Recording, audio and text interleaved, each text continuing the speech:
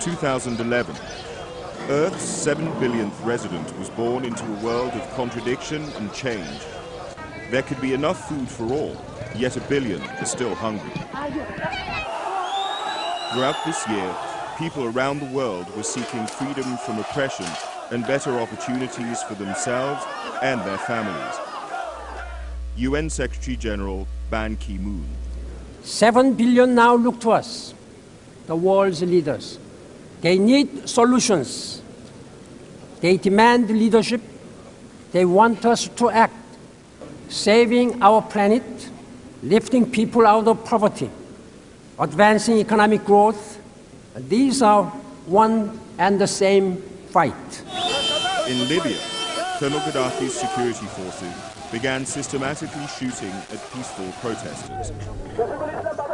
More than 600,000 people fled the fighting and chaos, and Ban Ki-moon urged the international community to ensure the protection of civilians.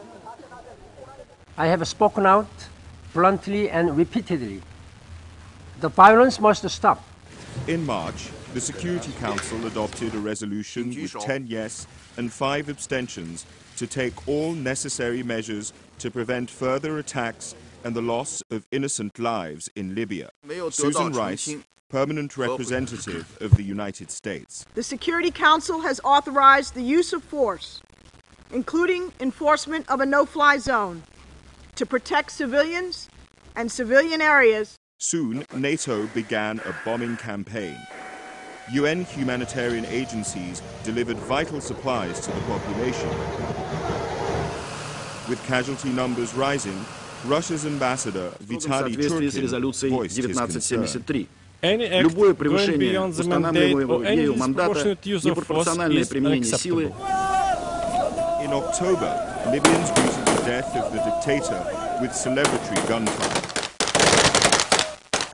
Yet weeks of relentless urban conflict have reduced cities to ruins, and hospitals are filled with the wounded. Secretary General Ban Ki-moon and the President of the General Assembly, Nasir Abdulaziz Al-Nasser, made an historic visit to Libya. The road ahead for Libya and its people will be difficult and full of challenges. Now is the time for all Libyans to come together. In Syria, pressure was on for President al-Assad to step down after thousands of people were killed in pro-democracy protests.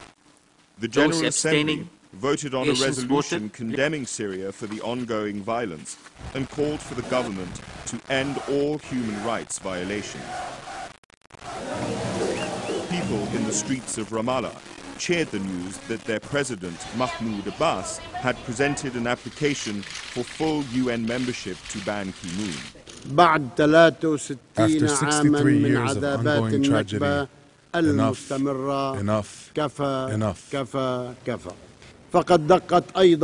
time has come for the Palestinian Spring, the time for independence.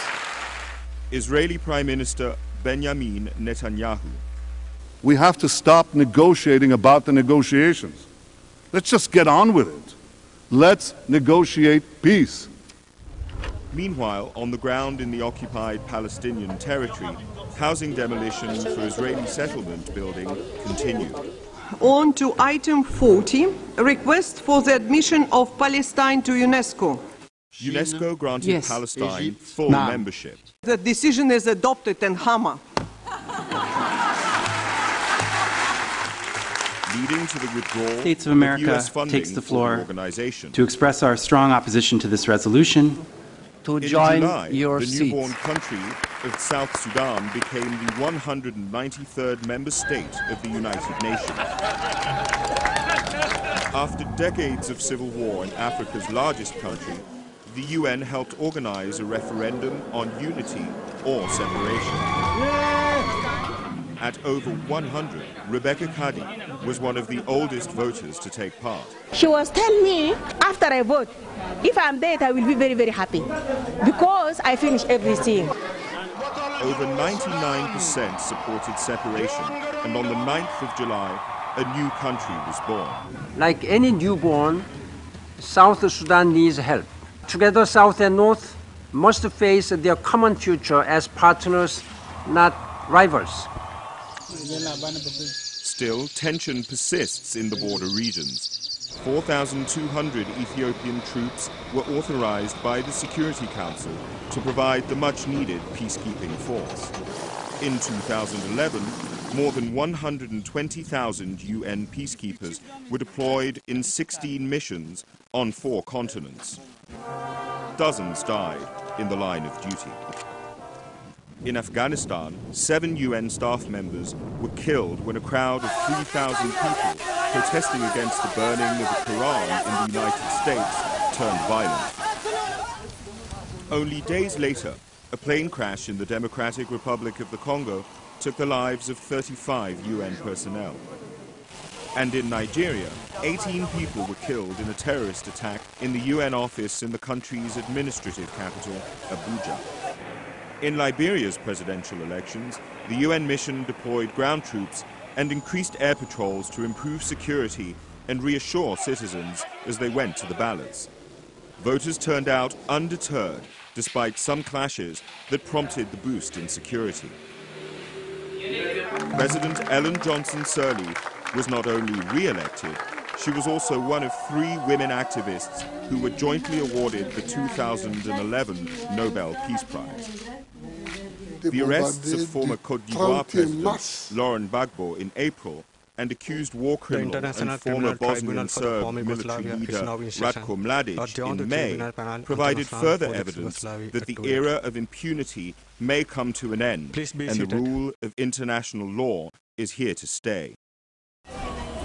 Haiti slowly recovered from a major cholera epidemic.